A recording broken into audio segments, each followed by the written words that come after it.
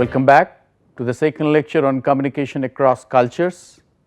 In the previous lecture, we talked about the different facts of culture, different ways culture means, and in this lecture, we are going to emphasize upon the fact how we are as professionals, in order to maintain a cooperative communication, we need to learn the cultural practices. Of course, it is very difficult to understand each and everything of a culture, but then through observation and through experience we can, if we cannot master, but then we can always try to understand, so that while communicating we may not come across a sort of deadlock or a miscommunication. So, when you communicate with people of other cultures, this is called communicating across cultures. As humans, as we said earlier, that we have a tendency to consider our culture the only best culture. We often ignore that other cultures also have some specifications. Now, the culture has been defined by Alfred J. Smith in his famous book Communication and Culture as: culture is a code we learn and share, and learning and sharing require communication. Unless and until we communicate with people of other culture, we are not able to understand others. Communication requires coding and symbols that must be learned and shared. You know, in your life also you come across various symbols. We are living in a world where every day or the other, either waiting for a train, waiting for a bus, waiting for the traffic signals, all these are symbols. But then apart from these, there are other symbols also, and in this regard culture becomes a symbol. When we communicate culturally, we actually convey a sort of meaning through some symbols. As in the previous lecture we learned how we react to certain words, how we react to certain practices, how we react to certain behavioral aspects, but then simply to consider that our culture is the best is a prejudiced and a biased view. We have also talked about the various cultural contexts. Here we have to be very specific and understand how the world, which is divided into two cultural contexts, which are the members of these two contexts. There are two cultural contexts, low cultural contexts and the high cultural contexts, and what are their attributes, what are their specifications. Especially the people of North America, Scandinavia, France and Germany, they come under low context culture. People of these cultures, they believe more in logic. That is why when you are going to have a deal with them, what they want is, they want a written sort of contract, and they believe in written words, they believe in words that you speak. They actually do not give any room to the non-words or to the non-verbal or to the silence or to the pauses or to the dress or to some other things or to the ambience rather. So, they are more into analytical and action oriented language. They think that words can express action and they value more of individualism. That is why when it comes to group communication, when it comes to group behavior, they actually try to withdraw themselves from the group tasks. I will give you certain examples of how they have exemplified and how in terms of their linguistic response. but people of high context culture, especially of Japan, Japanese are very reserved people, they believe in silence as well, and they also believe that silence has a meaning. And people of China, people of Arab countries, they are actually people who believe in high context. They actually give due importance to the context. Context has a lot to say in communication. They are more intuitive. When I say intuitive, what I mean is more than words. They actually think, they actually believe that it is not only the words that mean, rather more than words, and they are more contemplative. They actually think more. That is why let me give an example. When a Japanese had to buy a product from an American seller, the Japanese, after having asked the price, waited for some time, crossed his arms, closed his eyes, and then started contemplating. And by this time, because the Americans are very impatient people, the American, who was the seller, he started asking loudly what happened. But then this is how there are cases of cultural differences. The people of high context culture, they give more stress to non-verbals, where meaning is not confined only to the words, rather meaning can always accrue from physical and social setting. So, whenever you are having a transaction with people of either the high context culture and the low context culture, you have to understand some of the attributes which have been discussed now. Now, when we talk about communicating across culture, we also ought to know what can be the different communication contexts. Sometimes you may have to talk to the international crowd when you can have face to face interactions among people of diverse cultures, and these people, all these people may have a different reaction to some particular word or to some particular expression, to some particular gesture, to some particular posture as well. Another context is the global context, where communication is done by trans-border transformation of information by institutions and group. You will find when you are communicating either orally or say with written, you can find the difference. As I said earlier, when you are going to have a meeting with Mexicans, they will not come straight to the point, rather they will exchange courtesies, they will also eat, and if you tell them to get down to business, they often feel insulted, they feel hurt.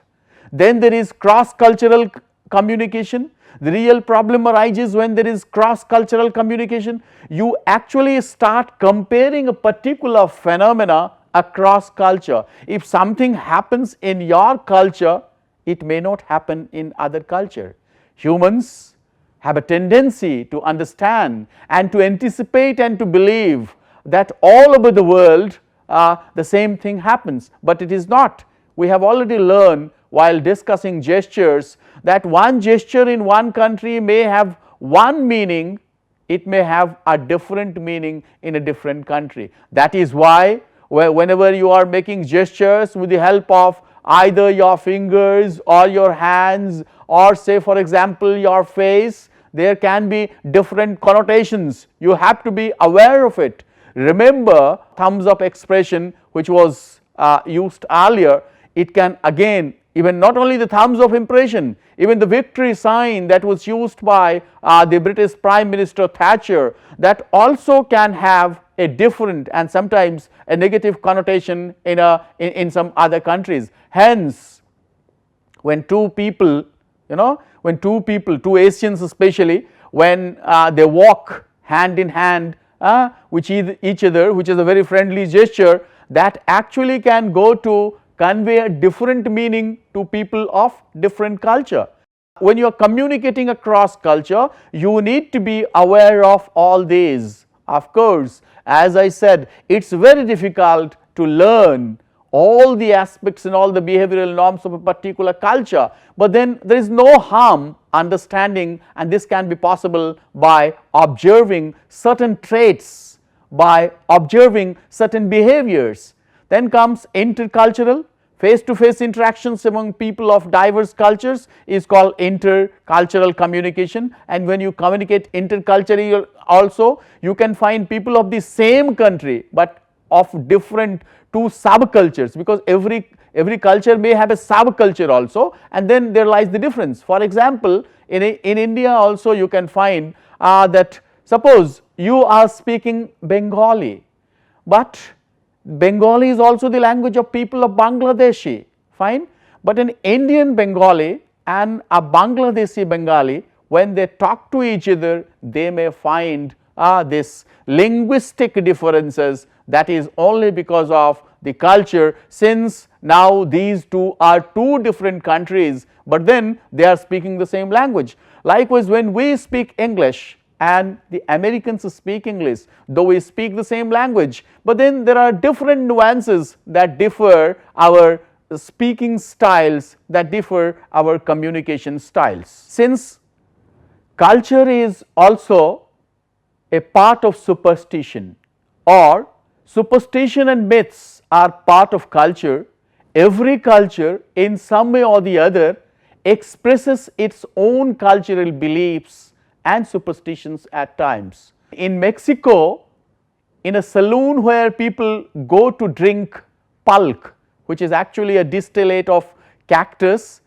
Now, drinking of pulque, and at the same time if a worm is dropped in your cup, it is considered to be very fortunate, it is considered to be very ominous.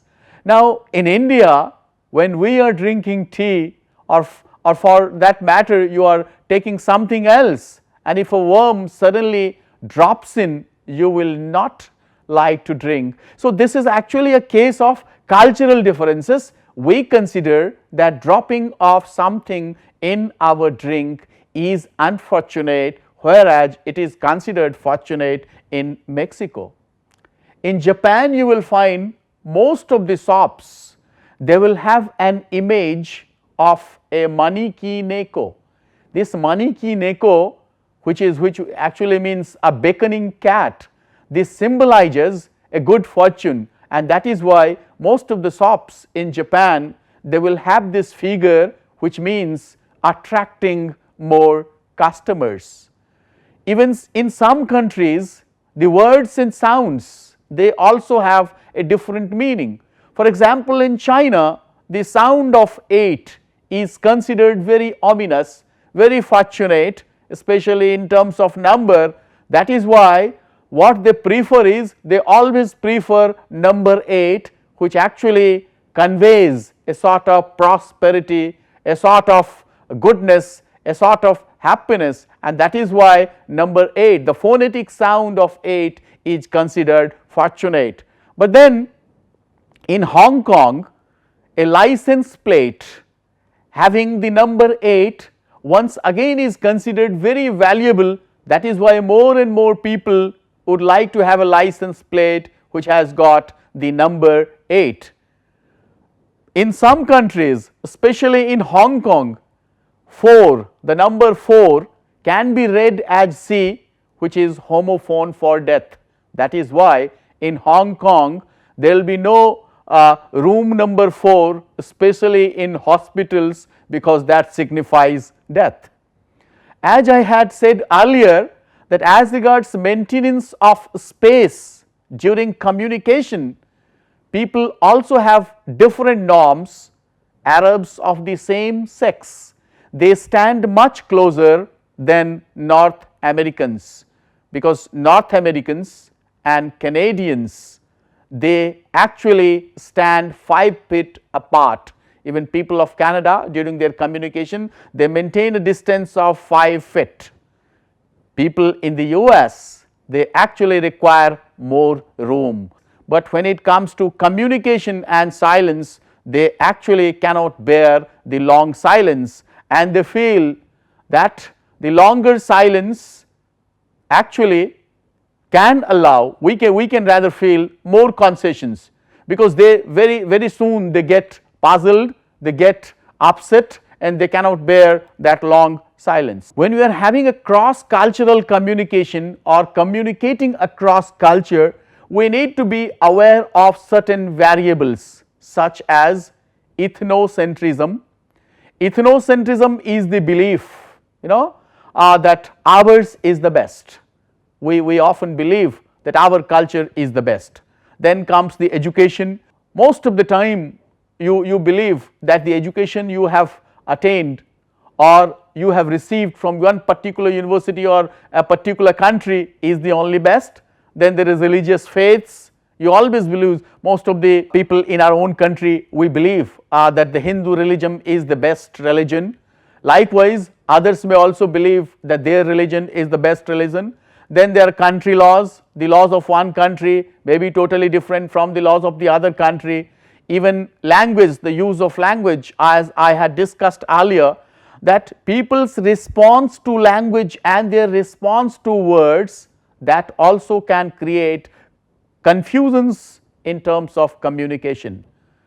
Especially many people especially of the high context culture, they also extract meaning from space, the maintenance of space.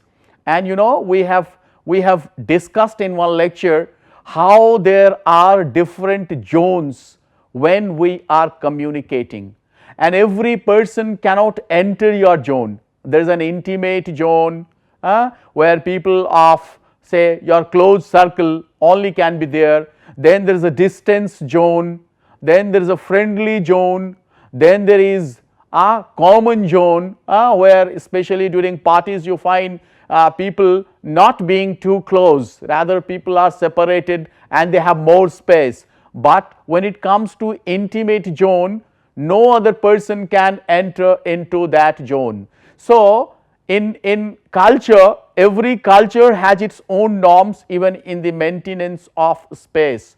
So is also the case how people also maintain their own cultural norms in terms of colors. While red color may be very symbolical and may be very ominous in one culture, it may also be threatening in some other culture. So even the ways of greeting, even the ways of touch, as we discussed in our talk on haptics, that also differs. And at times, when people of one culture meet people of other culture, and willy-nilly if they have touched others, that can create to a very confusing situations, and at times it also becomes embarrassing. Even the way we express our non-acceptance or say our negatives, I mean the way we want to say no, that also is expressed differently. In US and Canada, in order to express denial, what you do is you shake heads back and forth. You shake heads back and forth in US and Canada just to say no, but in Bulgaria you nod yourself up and down, you nod your head up and down just to express no. In Japan, people move their right hands to express their non-acceptance or express their negative expressions, but in Sicily people often raise their chin to say no. Now you can find how, even though a sort of communication, you feel that in India, because you as Indian, you will always feel that the way we say no, people of other cultures should also say no, but it is quite different. And sometimes when you want, when you are communicating with people of other culture, their no can be meant yes to you and your yes can be meant no to them. I am reminded of a particular incident where, out of grace and out of dignity, one Indian person, while he was invited at a dinner, what he did was he simply said, no, I can't have more.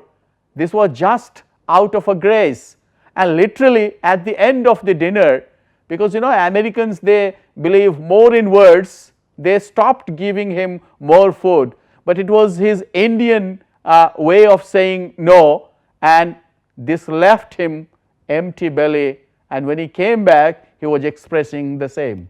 So, dear friends, at times there can be misunderstandings when people of two cultures communicate with each other, and we can also here cite to one example where HP, which hired engineers of French to work with US engineers, they found that in their electronic mail exchanges, while the US people were writing long mails and French people, they actually, since they appeared to have written less, it was understood by the US that information was being withheld, information was being stopped.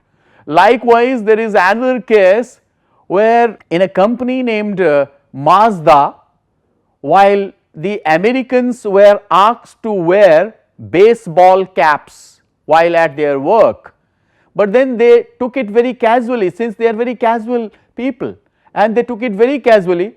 At the end of the day, when they were asked why they did not wear caps, they really felt hurt, because to them it was just a casual way, they could wear or they could not. Likewise, there are other examples, there are plenty of examples that can be given when culture has created a problem in terms of communication. For example, if in China you are going to gift somebody a clock, you are actually inviting evil for them.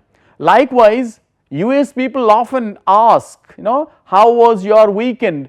But in some countries it is just like interfering. If you ask somebody how was your weekend, it is like interfering with their private lives. In a country like Arab, you cannot gift an Arab's wife something, but you can always gift something to their children, because this is considered inappropriate. To a German lady, if you give her a rose, it can be misconstrued as a sort of romantic invitation. So, when you are having a sort of communication from people of the other world or people of other cultures, you will find that there can be cases of confusion. Hence, the need of the hour is to avoid ethnocentrism. We are rather to accept that cultures can be different. Cultures, other cultures also are as beautiful as others. Now, what we usually do is we always have a sort of superiority complex about our own culture, and we do not judge the people from their cultural point of view, rather we judge them from our cultural point of view. It is always better to take some time to study and observe the cultural norms of the world, because if you have to survive today and to succeed in a world that is global, you have to understand and you have to respond to the cultural norms, to the cultural authenticities. There are ways we can do that. In order to avoid this cultural confusion, the need is to bridge the gaps, and this can be done by adopting tolerance, empathy, stopping ourselves from being judgmental. Rather, we should have a patience, and this can be done only when we allow more room to others, only when we allow more space to others and think that their cultures are equally important and significant as our cultures. Sometimes we react too suddenly, but the best way to avoid this cultural chaos is to tolerate. Nothing will happen if you tolerate for some time. Nothing will happen if you see it from the other person's perspective, and you will not err, you will not mistake. There are certain facts that we should always remember, and if we remember that, we can avoid such cultural conflicts. People in low cultural context, they are not much concerned about the image as in us. No, we Indians, we are very much concerned about our reputation, we are very much concerned about our image. Mexicans, Asians and members of other context culture, they are concerned more with social harmony and saving face. That is why they prefer friendship and cordiality to agreement or contract. As I had said earlier, I want to repeat that Germans are direct, Americans less direct, and Japanese very subtle. That is why you will find the Japanese women, when they want to smile, what they do is they put their palms on their lips, because public display of private emotions is considered inappropriate from the cultural point of view of Japan. Hence, we have to take a little bit patience and we should move from these stereotypes. What happens is we often judge person based on their community. This stereotyping is an oversimplified observation or oversimplified view of a particular culture. Something somebody does and you actually start thinking him that this entire community does. If some community is at fault, that does not mean that all the people of that particular faith or culture will be bad. If you are having a basket full of mangoes and to call that all mangoes are rotten, maybe there are some mangoes which will not be rotten also. So, try to avoid yourself from these stereotypes. When you judge people, when you judge an individual from the point of view of stereotypes, the individual may feel angered, they may resent also. The need of the hour is to discover the special talents in a person and not to consider him only the stereotype. What we can do in this regard is to move from ethnocentrism to ethnorelativism. Now, what is this ethnorelativism? This ethnorelativism is to say or is to understand that there are 6 stages. We can say, let us not deny that cultures are not different. We should always accept that cultures should deny. When people come from ethnocentrism, when they want to come from ethnocentrism to ethnorelativism, they have to pass through these stages. They actually see that people start denying that there can be differences in other culture. Rather, what they do is they start defending their own worldview in view of their own culture. The need of the hour is to minimize. It is always better to minimize. It is always better to seek some amount of commonness. Cultures are different, but there are certain commonalities associated with it, and we need to garner, we need to focus more on acceptance, adaptation. It is rightly said, if you really want to be welcomed in a particular culture, you need to adapt the ways of the culture, and if you have been able to do that, you will be able to integrate, you will be able to combine yourself. My dear friends, we have come a long way and we have understood that the world has different cultures, and the different cultures, every culture is unique, every culture in itself is distinct. Culture and communication are thus strongly communicated, and a positive communication approach will always help. Remember the fact that Asians often view communication as a cooperation, and as Asian we actually need to go a little bit more forward and understand the fact, because we have told the outside world that we believe in making the entire world one family. Let me quote from a Sanskrit sloka and let me say, Ayang nija paro betti ganana laghu chetasam udar charitanang hi tu basudaiva kutumbakam. Let us try to welcome, let us try to say, let us try to believe that the entire earth, people of all the countries, they are from this earth, and let us welcome them, let us understand in the diversity of culture, and once we start understanding the diversity, we will also start understanding the significance of culture in communication, because the basic aim of culture is to express and the basic aim of communication is to unite. Cultures have come to unite, cultures have come to make other people come closer, and here no communication can take place without a culture. Hence, culture and communication are equally related to each other. They have come to integrate and they have come to make world a beautiful place to live in. Thank you.